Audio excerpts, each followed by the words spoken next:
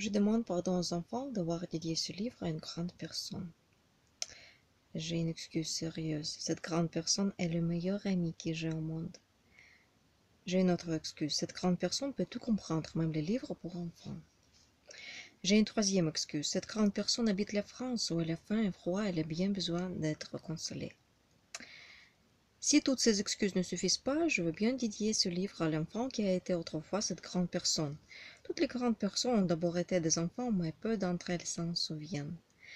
Je corrige donc ma dédicace à Léon Verte quand il était petit garçon. Lorsque j'avais 6 ans, j'ai vu une fois une magnifique image dans un livre sur les forêts vierges qui s'appelait Histoire vécue. Ça représentait un serpent bois qui avalait un fauve. On disait dans le livre, les serpents bois avalent leur proie tout entière sans la mâcher, et ensuite ils ne peuvent plus bouger et ils dorment pendant les 6 mois de leur digestion. J'ai alors beaucoup réfléchi sur les aventures de la jungle et à mon tour, j'ai réussi avec un crayon de couleur à tracer mon premier dessin. Je montrais mon dessin numéro 1 aux grandes personnes et je leur demandais si mon dessin leur faisait peur. Elles m'ont répondu, pourquoi un chapeau ferait-il peur? Mon dessin ne représentait pas un chapeau. Il représentait un serpent bois qui digérait un éléphant. J'ai alors dessiné l'intérieur du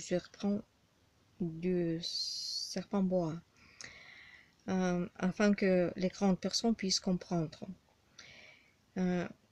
Ils ne peuvent... ils ont toujours besoin d'explications.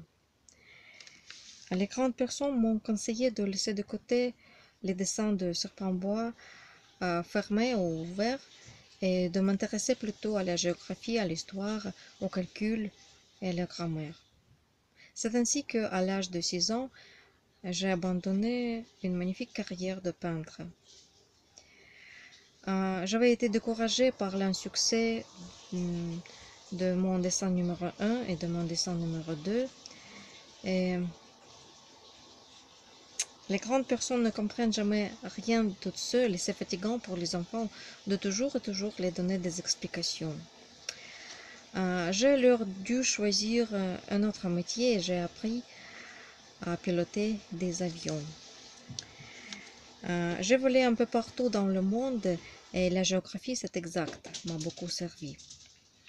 Je savais reconnaître du premier coup d'œil la Chine de l'Arizona et c'est utile si l'on est égaré pendant la nuit.